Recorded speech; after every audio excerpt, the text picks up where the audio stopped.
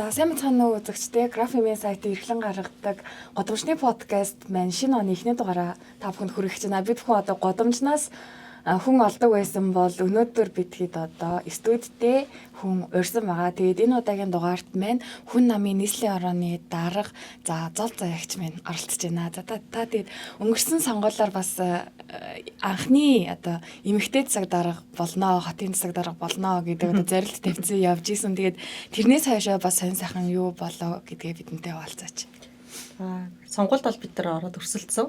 Юуны өмнө бас шинэ оны минь төргий. Тэгээ та бүхэн маань подкастынхаа оны эхний дугаарт бас миний ярьдаг сэдвэр ч юм уу те сонирхдаг, судалдаг, хардаг зүйлээр бас мэдээлэл авъя гэж өрсөнд баярлалаа. Тэгээд оны өмнө бол энэ 10 сард бид нар хотынхоо удирдлагын багийг сонгох сонгуул болж өнгөрсөн.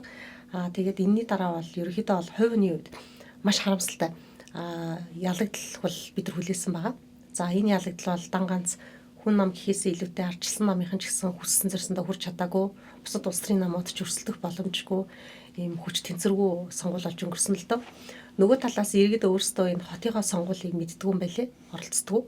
Залуучууд маань бас залуучуудын идэх оролцоог нэмэгдүүлэх талаас биш харин эсрэгээр нь бууруулах, багасгах, эрцгийг нь багасгах, идэхгүй байлгах чиглэлийн ийм одоо арга хэмжээнүүд ч олон авсан. Эцсийн үр дүнд бол бид нар бол байдагаараа тий Улаанбаатар хот бид нар утаатаа төвчлөлтэйгээ за нүүр тахлаад бас нэг бахархчих бүтээн байгуулдаггүй тий нэг жилийн жилдэл ярддаг зовлон асуудалтайгаа л ингээл шинэ оноо өдлөө тэгээ дахиад энэ өвлөө туулаад явж байна. Миний бич бас одоо сая харанхуй годамжинд өвөл бүдэрч унаж хөлөө гимтэж хэсэг гэртээ хөвдлээ ханиад шугнаач тусч гэр бүлэрээ өвдлөө нэг иймэрхүү л байдалтай байна. Тэгэхээр нэг тийм өөдрөг гоё юм бол одоохондоо яг алхал бай тээ.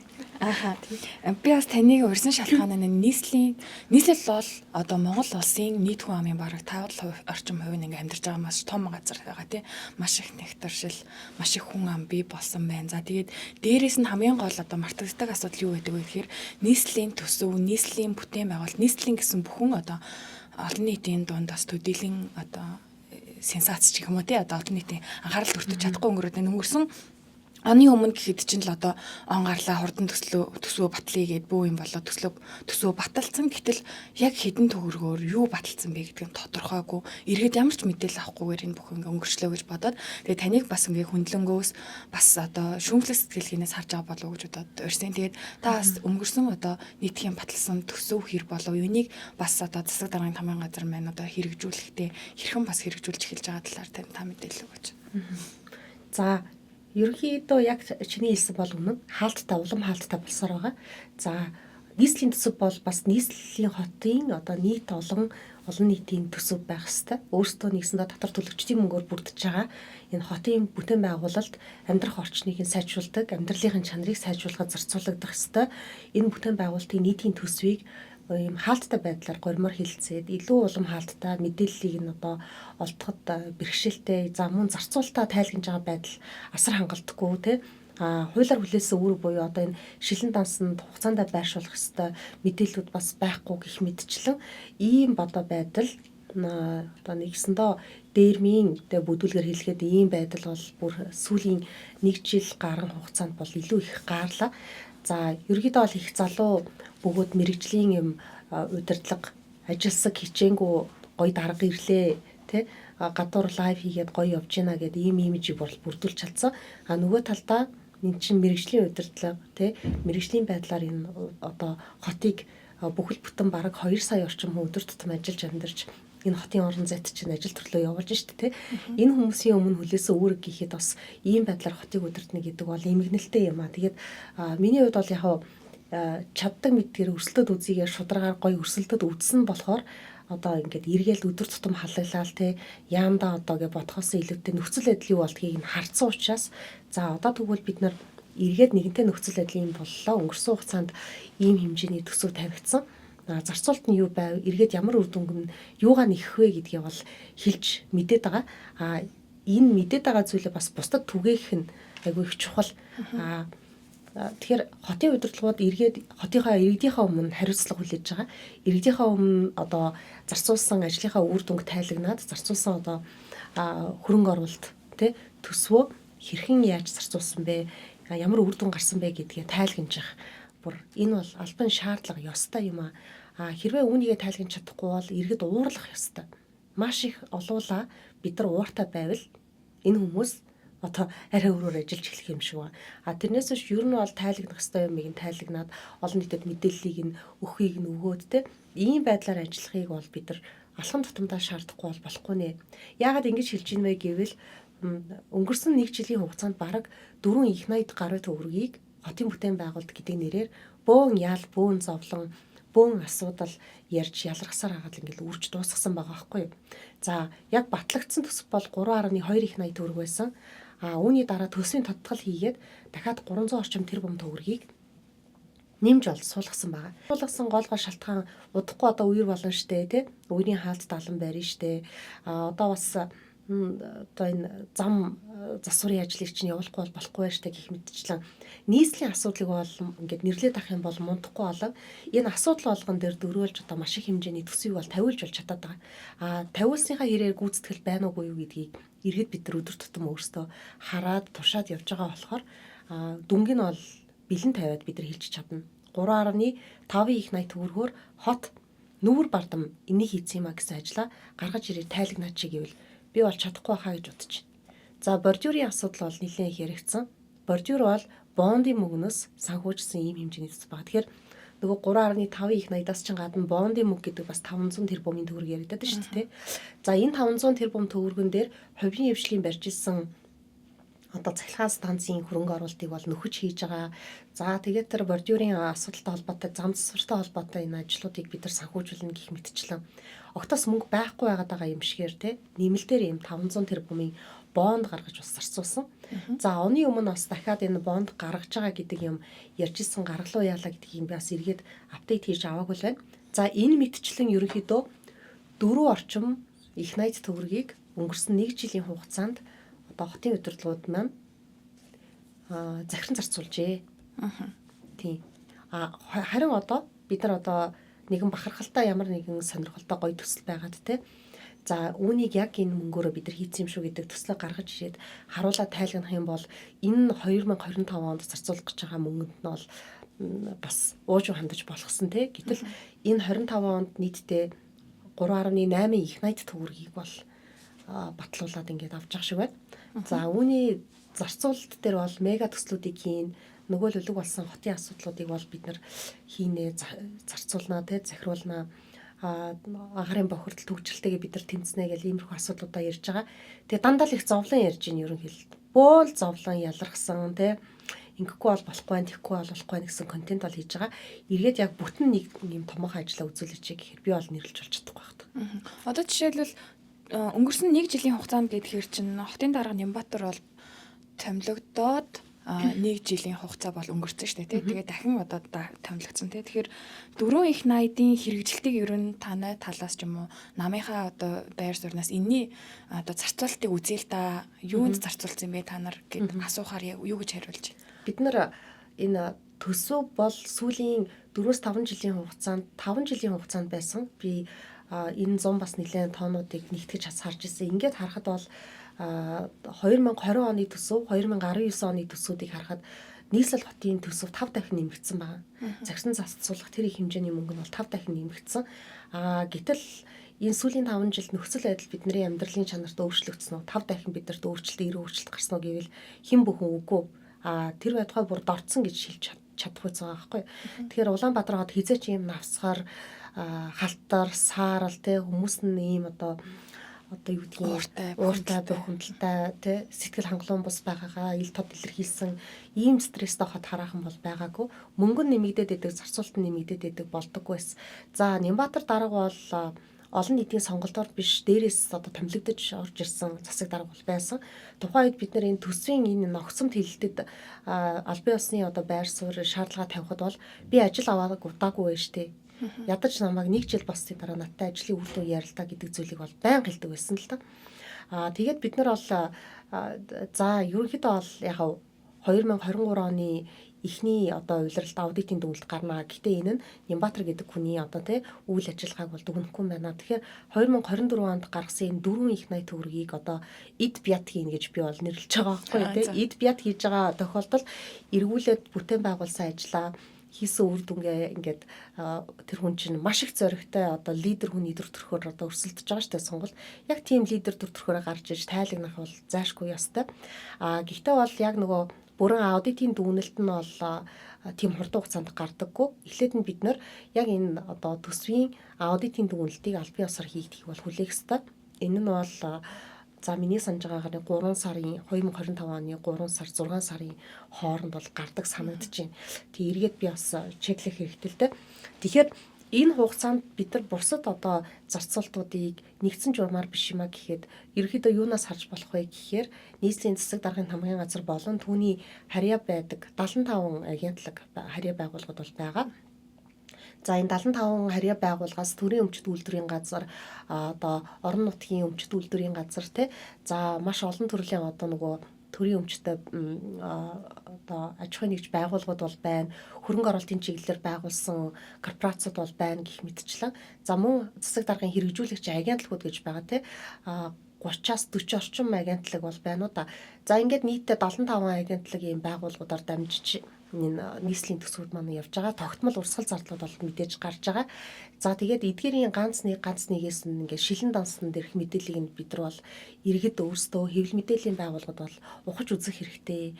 За ингээд ухаад үзэхээр ийм хардалтаа таамаглах гэх юм уу да тий намайг ч н одоо сонгуулийн үеэр мега хартай хүүхэн гэж нэрлсэн бол байдаг.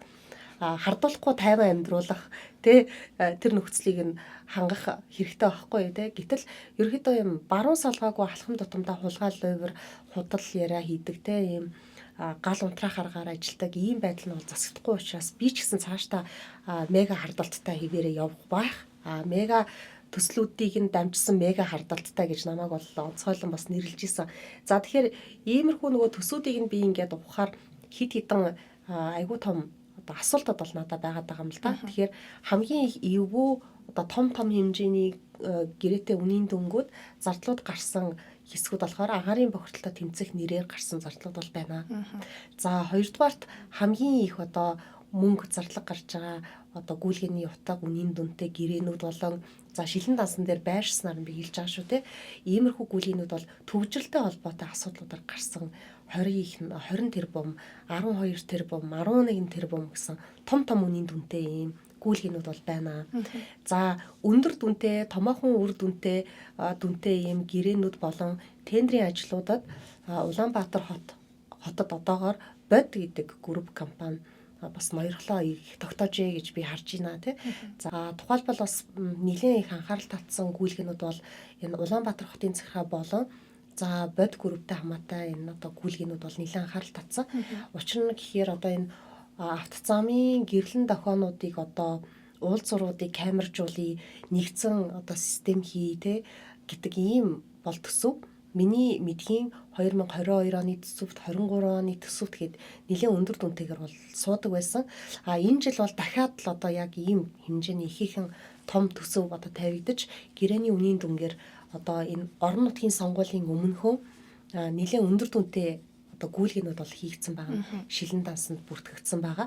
За тухайлбал бод даатгал гэдэг компани руу 24 тэрбум 619 сая 618 төгрөг нэг удаагийн гэрээний гүйлгээгээр за дараагийнх нь нэг гэрээний үнийн дүн нь 17 тэрбум 227 сая 348 мянган төгрөг гэдэг. За энэ болохоор зэрэг телекамерын хяналтын дэд төвийг байгуулахад шаардлагатай тоног төхөөрөмж гэдэг. За тэгэхээр ойрхон зайтай яг орон нутгийн сонгуулийн өмнө 10 дугаар сард ийм үнийн дүнтэй одоо тий эн чинь нийлээд бараг 40 орчим тэрбум.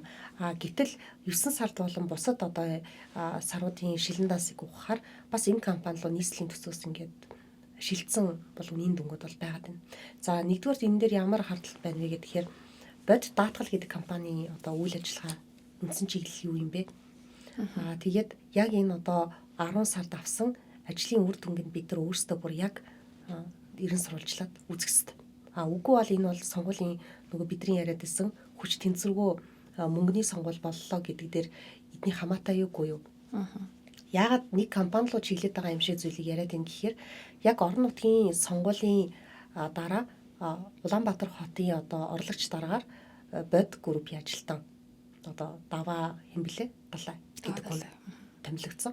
За тэр хүн бол хотын орлогч дарга хийх ёсцын хувьд одоо тэ боловсрал ур чадварын хувьд ч одоо тийм дүүцгэргүй хин гэдгээ олон нийтэд бол харуулсан шүү дээ. Зам засрын ажлыг шүүмжилсэн иргэдийг бол хүн алчаагүй байхад юм сүртэй юм гэдэг ярьсан үгөө зогсож исэн юм хүн шүү дээ тий. Тэгэхээр ийм нэг ийм альбом тушаал хоорондоо бие биедээ өгөлцөж авалцдаг эргүүлээд альва нэгэн компанид одоо Улаанбаатар хотынхны иргэдийн асуудал болсон энэ их хэмжээний одоо асуудлаар нь дамжуулаад тий далимдуулаад ийм их хэмжээний төсөв наашин цааш нь явуулдаг. Ялангуяа төвжирлийн асуудал. Яагаад вэ гэвэл бид нар чинь төвжирэлтэй тэмцэж штэ. Энэ камер л байхгүй бол болохгүй штэ гэл тий. Иймэрхүү зүйлийг бол ер нь ярих гэдэг. Тэгэхээр ер нь бол яг энэ зарцуулалтууд дээр ингээд бид нар харахаар энэ хотын одоо агарын бохирдол болон утаатай холбоотой төсөв дээр бол үнэхээр хяналтгүйгээр асар хэмжээний үр ашиггүй зарцуулалтуудыг бол хүснээрээ бол гаргаж байна. Хоёрдугаарт нь энэ төвжирэлтэй холбоотой элдв бусын одоо судалгаа яасан ийсэн те одоо тоног төхөөрөмж хүн хүч гэдээ бас их замбраагүй бас тэлтийг бол хотын захиргаа өнгөрсөн нэг жилийн хугацаанд бол гаргажээ. Тэгээд би энийг ерөнхийд нь ингээд зах цухаас нь хилж байгаа шалтгаан нь би бол өмнө нь бас сошиал дээр бичсэн байсан. Яг энийг хөндлөнгийн шинжээчд болон яг энэ одоо санхүүгийн аудит үнэлгээд үнэлт өгдөг мэргэжлийн хүмүүстэй аудиторудтай хэвлэл мэдээллийн байгууллагуудыг оролцуулсан ийм шинжээчдийн багийг би бүрдүүлээд түнд нь оногдсон одоо тэр цалин хөлсийг нь олон нийтээс чамаагүй бид нар одоо фандрейзинг хийгээд энэ хотын төсөвдөө бид нар хатуу хяналт тавина. Энийг бол зүгээр нэг аудитын дүгнэлт тэд нар өөрсдөө хийлгээд хідэн контент хийгээд манипуляц хийх нь бол зөвшөөрөхгүй. Тийм ч учраас бид нар одоо өөрсдөө наана мундаг лидер шиг жүжиглдэг тий сонгуулийг лойврдаж одоо хулгайлдаг шигэ эргүүлээд энэ хийсэн ажлынхаа үр дүнг нүүр бардам тайлгнахад нь бид нар бол дарамт шахалт өгнө гэж бодож байгаа тийм. Таны хэлж байгаа бас зөвлөлт уу одоо нийслэл ялангуяа нөгөө яармаг руу нүүсэн гэдэг шалтгаанаар нэлээд бас хаалттай болоод байх шиг одоо сэтгүүлчний хувьд би харахад харагдаж байгаа. Одоо жишээлбэл манай хэвлэл мэдээллийн байгууллагын дунд ингээд яригдж байна л да. Одоо ингээд нийслэлээс тодруулга авъя, юм авъя гэхээр одоо яармаг руу явчихсан. Одоо тийшээ очихын тулд төвжирэлтэй үед доотлол нь 2 цаг буцаж ирэх гээд 2 цаг хэрэг ажлын цаг дуусчих шүү дээ. Одоо ингээд нийслэлээс ингээд тодруулга юм авъя гэхээр уцаар өгөхгүй, онлайнаар өгөхгүй. Та хэд заавал манай байран нэрээр гэдэг асуудлыг ярьж байна. Энд чинь нөгөө нэг сэтгүүлч нараас бас нэг одоо бултах, зогтох нэг тийм зүйл болоод байна гэдэг зүйл манай салбарынхны дундаас яригадаад байна. За саяхан бас 2025 оны төсвийг баталгаад одоо нийтхийн нийслэлийн иргэдийн төлөөлөлтийн хурлын хуралдаан дээр бол төсвийн төслийг бүрэн танилцуулж амжаагүй байхад нь одоо энэ хүү одоо төсвийг одоо хүчээр одоо угаасаа нэг намынхан байгаа учраас хүчээр баталсан гэдэг асуудал бас ингээд яригдж байна. За тэгээд таны хувьд бас олон улсын бас хотын дарга нарыг нэлийн судалсан байдалтай харагдчихсэн. Тэгээд Улаанбаатар даргын хувьд одоо сүүлийн үед ямар шүүмжлэлт дагуулад байна гэхээр амар ялархсан, таарсан хүн болгоноо загинсан нэг тийм зүйл болоод байна. Тэгэхээр энэ асуудлыг та ер нь юу гэж харж байна? Яагаад энэ хүн ийм байдалд орчих вэ? Ер нь олон улсын хотын дарга нар ямар хөө байдгийг? Энэ хүн одоо public servant гэдгийг ойлгох хэрэгтэй тий. Иргэдтэй үйлчилдэг одоо зарцсан гэсэн үг шүү дээ тий. Юуны төлөө ажиллаж явах хэрэгтэй гэдэг чинь энэ хүн чинь үйлчлэгчийн ажлаа хийх хэрэгтэй байхгүй юу? Өөрөөр хэлбэл одоо тий гудамжийг нь таатай болгох. Би сая одоо хөлөө харгуу гудамжинд явж байгаа бүдэрч унж гинтээснийхаа дараа гинт өөрөөсөө асууж байгаа. Манай хотын гэрэлнүүдийг хэн идчихвэ? Манай хотын гудамжны гэрэл хайцсан юм бэ тий? Бид нар ингээ харанхуй далхаа дассан байгаа байхгүй юу? Гэрлээ тавил та тий? Хогоо шүрдэлтэй хогоо ачил та. Явган хүний гудамжаа одоо нэг засалтаа юу хийгээд том юм яриа тэр хүн ялархаад байгаа юм би. Тэгээд одоо энэ Ямбатар гэдэг хүн за ямар ч одоо улс төрчийг бол эргээд ууралвал буулгаж авч чаддаг. Нэг жишээ нь одоо тэр Сумьяазар гэдэг өмнөх хотын дарга ямар том бүлий байла да тий. Хүн болгоныг л бараг зодчих шүү. Очоод би чамааг ингэж шүү. Намааг хүртэл цагдаа сэргийлгээд өгч дарамтлал явсан л хүн байхгүй юу. Тэгээ ингээ бодохоор иргэд өөрсдөө нэгэнтээ одоо энэ хүн хэрч чадахгүй гэвэл буулгаж авч чаддаг. За одоо олонхороо байна уу те нийслэл нийслэлийг одоо олон хороо бид нар хүч түрээд авчлаа, ялчлаа гэдэг байдал нь байна уу хамаагүй. Гэтэ энэ хүн эргээд асар хэмжээний эрх ям одоо тий боломж төсвийн зарцуулалт хийж байгаа дээрээ буцаагаад үүрэг хариуцлага, ёс зүйн хувьд, харилцаа хандлагын хувьд ч гэсэн илүү даруй хамбал байх ёстой. За мэрэгжлийн баг бол их муутай байна гэж бас нөгөө талаас нь харж байгаа. Энэ хүнийг бас дэмжиж яг ингээд юу хийх гээд байгаа вэ гэдгийг нь ойлгоод явчих баг бол чадамжтай баг бол бүрдэж чадахгүй. Яагаад вэ гэвэл тэгээ Монгол Ардын намын ерөнхийдөө бол одоо сонгогддог систем гэх юм уу да тий хин одоо дараагтаа илүү их үнэнч байна, хин олон жил одоо араас нь гүйсэн байна. Одоо жишээлбэл би яагаад энийг ярьж юм хэр би бол хамаагүй шууд ярьж байгаа шүү. Нэг цэмцэгнээд л те чи намын юм удирдлага байж ийм тийм ярьлаа гэдэг бас шүүмжил бол ирдэг. Гэхдээ тэглээгээд хүмүүс бид нар их аз жаргалтай цэвэрхэн сайхан амьдраад байгаа нь хаана байгаа те. Тэгэхээр би бол хэлжил гэж бодож байна. Жишээлбэл энэ төмөр төмөөгээд хуучин хотын урлагч дарга байсан ийм залуу. За энэ хүн боловсрал хандлага бие авч яваа байдал ч юм уу те ерөнхийдөө бол энэ сошиалд гаргаж ирсэн дуйлан сенсацийг нутгад яагаад ч Улаанбаатар хотын иргэдийг төлөөлөх хүн бол биш шүү дээ. Гэтэл саяын ингээд сонгуульд бас багаараа ингээд энэ хүмүүс яллаа. Гэтээ сонгуулийн үр дүн юу вэ гэдгийг бас тусад нь яривал энэ бол дахиад дараагийн өөр асуудал бол болно. Тэгэхэд энэ Улаанбаатар хотын гэр хорооллыг орон сууцчлах төслийг энэ хүнд даатглаа гэдэг юм хадаг яндар барьсан зураг өнөөдөрхөө ингээд сошиалд явж байна л да. Альва ийм мэдээлэлд бидний итгэх хамгийн ихний реакц бид нар энэнд бид нар итгэх үү итгэхгүй юу гэдгээ бид нар сонгоно шүү дээ. Тэгэд энэ дээр итгэх хүмүүсийн хувь итгэхгүй байгаа хүмүүсийн хувь гэдэг чинь хэд байж болох вэ? Ингээд бодоход ер нь яагаад бид нараар ийм тоглоомтой юм яриад ийм том төсөл дээр хариуцлагатай хандаж чадахгүй байгаа юм бэ? Яг ямар меритээрээ энэ хүн одоо бүхэл бүтэн гэр хорооллыг орон сууцчлах төслийг хотын төлөвлөлтийн талаар энэ мэрэгжлийн салбарыг юм төлөөлөх ур чадвар байхгүй гэн бид нар мэдчихэж байгаа шүү дээ. Олон нийт мэдчихэж байгаа шүү дээ. Энд чинь улс төрчийн хувьд ингээд харагдаад танигдсан юм шүү дээ. Шигшигдсэн. Тэгээ ийм хүмүүсээр багаа бүрдүүлээд байна гэдг нь бол Нямбатар даргын өөрийнх нь хамгийн том ял. Энэ ялаа өөрөө өөрөх хэрэгтэй. Энэ ялаа нам дотроо өөрөх хэрэгтэй. Тэрнээс биш хотынхаа иргэдэд бити ялрахаа гэж би бол хэлмээр байт. Энийг бол нөхөрсөг зөвлөгөөг гинүү одоо эсвэл зүгээр чихнийхээ хажуугаар одоо аваад явна мэдэхгүй те. Гэтэ ер нь бол жоохон инээдэмтэй. Сүүлийн үед би бол жоохон эхэндээ бол их уур үрж дургуулгадаг байлаа. Сүүлийн үед бол жоохон инээд хүрэх байдлын те энэ одоо ямар жоохон бэби үйлдэл гэж л бодож байгаа. За төсвийн зарцуулалттай холбоотой дараагийн нэг хэсэг зүйл дээр би бас манай саруул дүл болон одоо энэ графийн залуучууд маань маш их бүтээлчээр контент хийгээд улс төрийн агуулгууд нь аягүй сайн явж хангаж байгааг би хараад байгаа байхгүй. Тэгэхээр та бүхэн маань шилэн дансtan дээр ороод за энэ гэр хорооллыг орон сууцчлах төсөлтэй холбоотой за хотын бодлого судалгааны хүрээлэн бас ийм маш эвгүй гүйлгэнүүдийг хийлгэсэн байгаа харагдсан. Хоёрдугаарт хотын стандартын ийм хоёрч төрлийн агентлаг үйл ажиллагаагаа явуулж байгаа. Гэтэ хоёр энэ агентлаг аль нь зардал гаргаад яваад байгаа юм бэ л дээ. Тэгэхээр хотын стандарт бидэрт байгаа юу байхгүй юу гэдэг нэг асуулт. Дээрэс нь олигтойч стандартаа бүрдүүлж чадахгүй ч хоёрын стандартын агентлаг тэр хоёр стандартын агентлаг нь маш хэмжээний зардлыг татвар төлөгчдийн мөнгөөр бас давхар гаргаад яваад байгаа юм асуудал байна. За Улаанбаатар хотын агаарын бохирдлыг бууруулах агентлаг бол байгаа. Энэ агентлагийн гаргаж байгаа зарцуулалт бол энэ сайжруулсан шахмалт хөлштэй холбоотой ялангуяа энэ сайжруулсан шахмалт хөлшний хадгалалт агуулгын түрээс болон за тээвэрлэлтийн холбоотой зардал бол за энэ бол маш их хэмжээний сул дээрэм явж байна гэдгийг би бол нөгөө мега хардталтаараа би хэлж байгаа. Би чи мега хардталттай хүүхэн шүү дээ. Одоо Монгол Ардын намынхны намайг нэрлэснээр бол За тэгээд энэ мега хардталт маань намайг юунд хүргэж байна гэхээр зэрэг ямар дүгнэлтэнд хүргэж байна гэхээр яг энэ оны эцэс рүү 10, 11, 12 сард одоо сайжруулсан шахмалт хөлшний тээвэрлэлт болон энэ хадгалалттай холбоотой агуулгын хадгалалт тээвэрлэлттэй холбоотой зардал дээр регистрийн дугаар байхгүй хувь иргэд рүү шилжүүлсэн. Тэгээд хоорондын үнийн дүн нь юм ямар нэгэн бенчмарк байж болно шүү дээ. Гэтэл үнцэн маш олон юм гүйлгэнүүдийг асар ихээр нь бол хийдэг юм байна.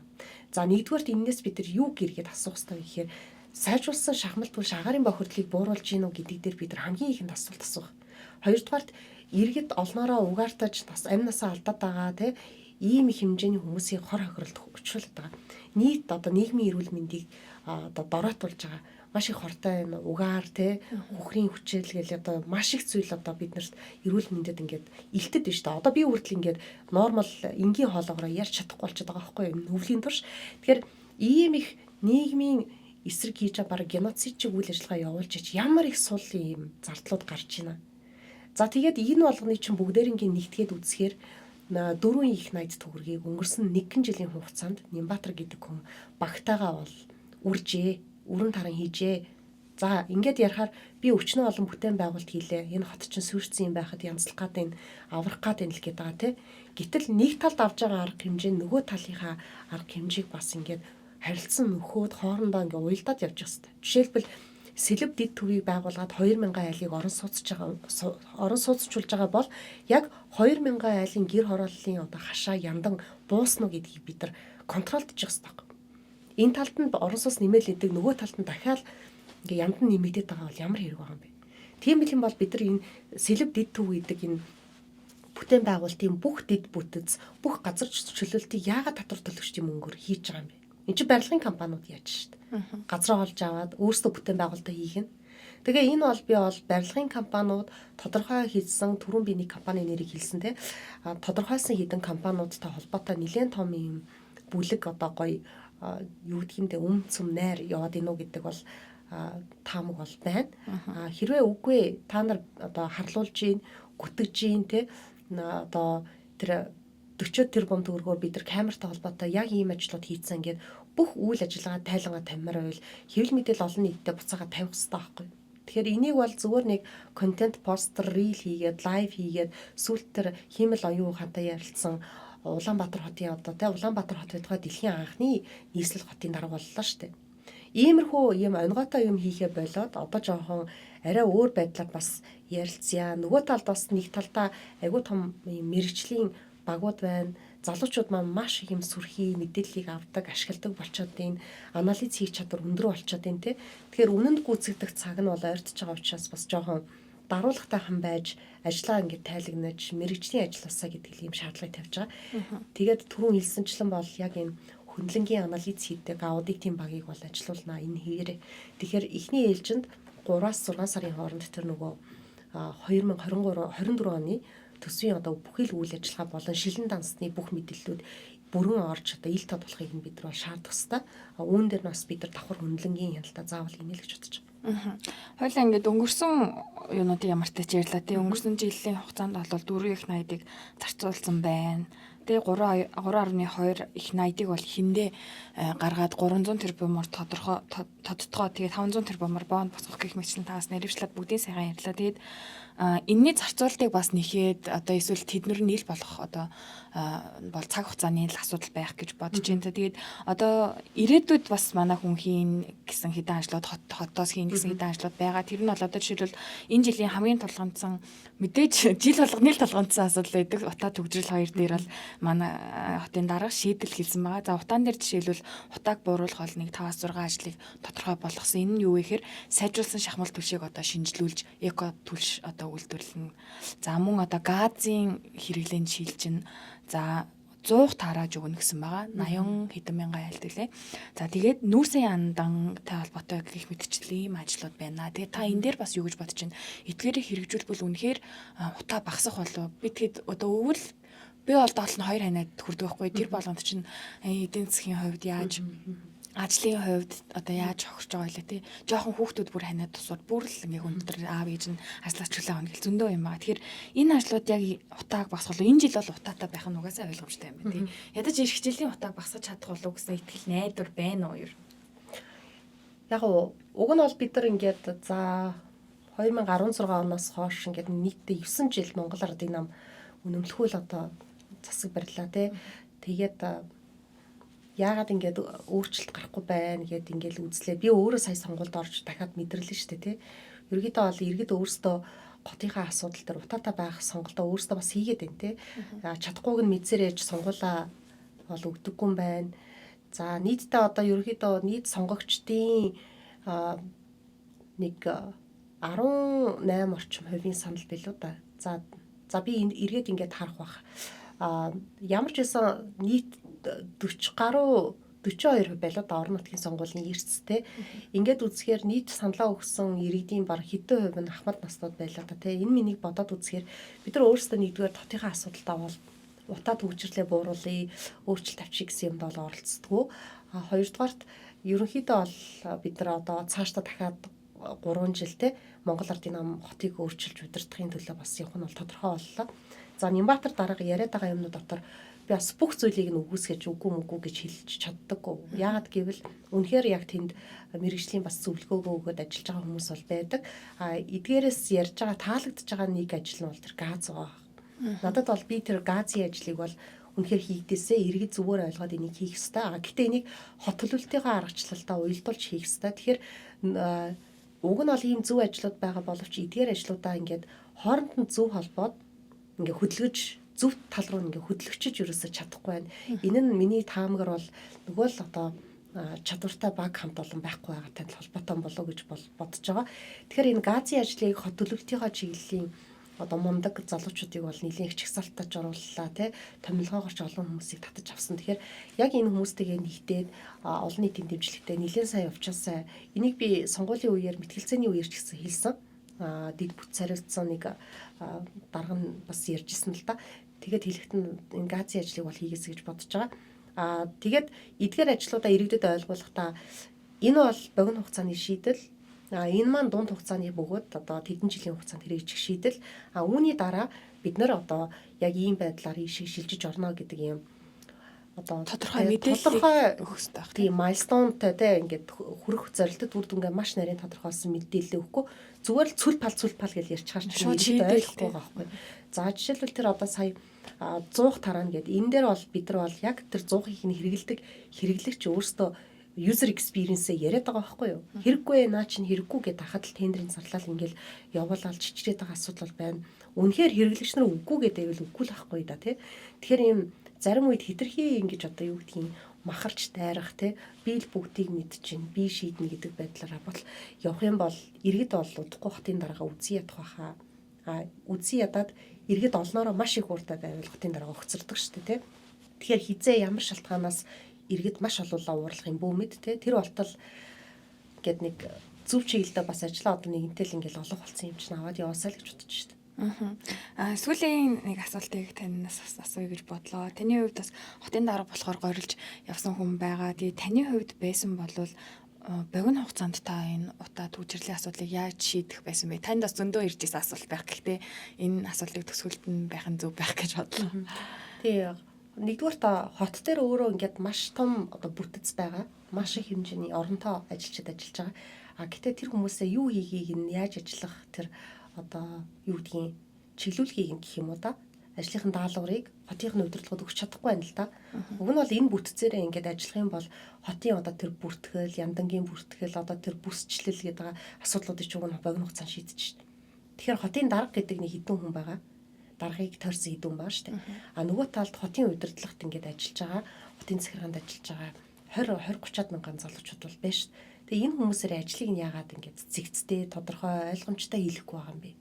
Хамгийн ихэнд бол хот өөрсдөө нэгдүгээрт одоо те юу хийгээ тодорхойлоод харах, хоёрдугаарт түүрийнхээ одоо багаараа олуулаа бид нар хэрхэн яаж хийх үү, хэдийн хугацаанд хийх үү гэдэг төлөвлөгөөг нэгтгэж чадах хэрэгтэй. Тэрнээс биш Нямбатар гэдэг хүн өөрөө ганцаараа эсвэл нэг хідэн орлогчтойгоо нийлээд те айхалж углаад эсвэл одоо бидэрт ялархаад энэ ажлыг бол даахгүй шүү дээ. Тэгэхээр зэрэг нэгдүгээрт энэ утаатай тэмцэхийн тулд хамгийн түрүүнд хэлээдэн тэр 20-30 мянган хүн ажиллаад байгаа бол хотынхоо үндсэн үйлчилгээ буюу хотын өдөр тутмын арчлалт те цэвэрлэгээ за энэ хог ажилт агаарын одоо бохирдолтой холбоотой бохирдуулагч гаргаад байгаа их усөрүүд өөр одоо энэ явган хүний зам стандарт алдагдаад байгаа эсвэл хаанугаа бүр үнцэг болон бүрт бид нар ажиллаж очих боломжтой юм өсөр бүтэц ажиллаж байгаа байхгүй. Тэгээ энэ хүмүүсээр ажлыг нь бол хийх ёстой. Хоёрдугаар төвжөлтэй холбоотой айгүй зөв ингээд уг нь бол энэ тентгийн шийдвэрүүдийг ингээд түүгээд авчдаг. Нөгөөхөө хэрэгжүүлэхдээ дахиад юм буруу шийдвэр гаргаа явуулчих байгаа байхгүй. Жишээлбэл нэгэн жишээ хэлэхэд бол хамгийн их нягтрал ихтэй буюу одоо жишээлбэл чи зориглоод очиж чадахгүй байгаа. Яармаг гэдэг ба ш. Хамгийн нягтрал ихтэй хамгийн их юм төвжил үүсэт байдаг хэсгүүд дээрээ масс транзит үгэн тавих хэрэгтэй байхгүй юу? Жишээлбэл бид нар яг сонгуулийн үед өрсөлдөж байхдаа манайх трамыг нэвтрүүлнэ гэд яармаг дээр нөгөө бүр ингээд зураг дүрслэлийг нь оруулаад тэ 3D-гээр хөдөлгөөний нь оруулаад ингэж хийх хэрэгтэй. За энтэй адилхан энэ нарны зам одоо энэ их тайвны өргөн чөлөө гэдэг шиг юм маш их юм хөдөлгөөний эрчимтэй хэсгүүдээр масс транзитыг нэмэгдүүлээд хит хитэн шугам тавих хэрэгтэй байхгүй. Гэтэл сая трамын төсөл одоо хийхээр боллоо гэдгийг гинт зарлж байгаа. За энэ санааг бол манай намаас авсан. Манай намын мөрийн хөтөлбөрт энэ бол орсон. Үүнээс өмнө хизээч ярьж байгаагүй зүйлээ яг саяхан ярьж гисэн. Энийг нь бол болж байгаа. Зөв зүйлийг нь аваа санаачлаад хийя гэвэл болж байгаа байхгүй. А гэтэл чиглэл нь хаанаас гэж цуслангийн бүсээс гэж. Цуслангийн бүсээс одоо хийн суух уу? Үгүй одоо зунжин билүү тэр цуслангийн лагерын тэнд явах замд гэдэг дэлгүүрээд шүү дээ. Тэндээс трамын шугамыг одоо энэ хотын төв рүү буюу энэ талбай хойно оруулж ирнэ гэдэг. Өдөрт одоо тэнд ингээд энд бидэрт хөгжөөд идэг гэтэл тэнд ингээд өдрийн хэдэн удаар эсийгээд трам явуулаа гэдэг яаж түүж. Тэгээ ийм л тэнэг шийдвэр гаргаад тахаар чинь бид нар нэрээ надад бол үнэхээр юм бас гаслантай байна л да. Тэгээд гэхдээ яг хуу нөгөө талаас зүгээр л одоо social troll хийгээл энийгээ ингэсэнгүү тэрийгээ тэгсэнгүү биш. Яг л ингэх ёстой гэдэг байдлаар өрсөлдөж үзсэн, харцсан.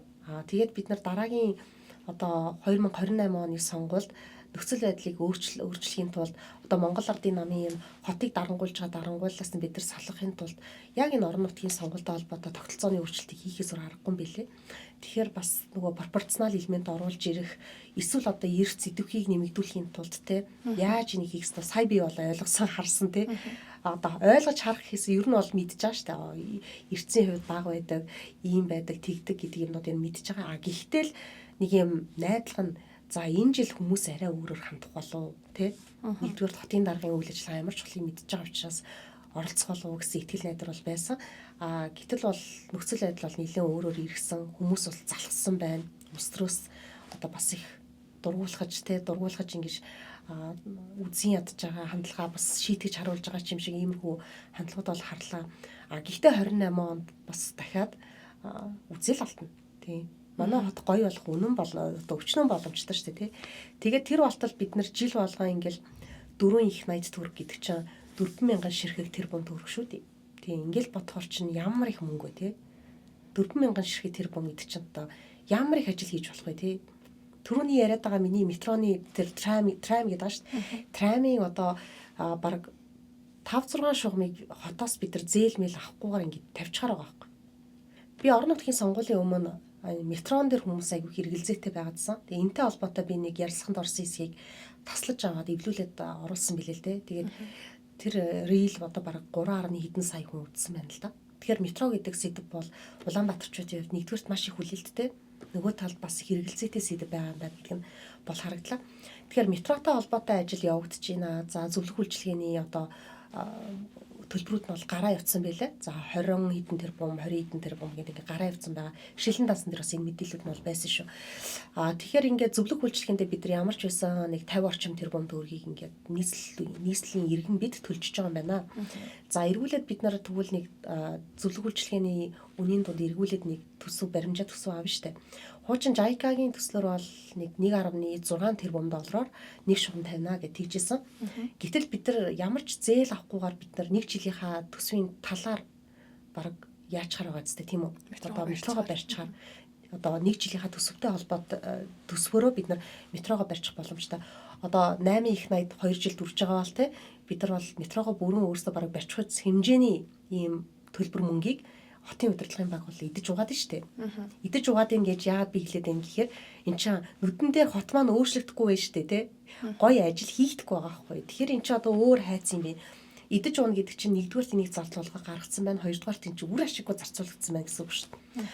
За магадгүй айгүй юм үнэтэй дэд бүтц мүц рүү орсон байх магадaltaй. Гэхдээ үгүй байх гэж би бол харж байна. Нөхцөл байдал бол уламд ордож байна тий. Тэгэхээр яг энэ метротой холбоотой юуг бол бид нар заавал зээл авахгүйгээр ч гэсэн хийчих бараг боломжтой байсан гэмээр ийм хэмжээний мөнгийг бол бид нар үрж байгаа юм байна.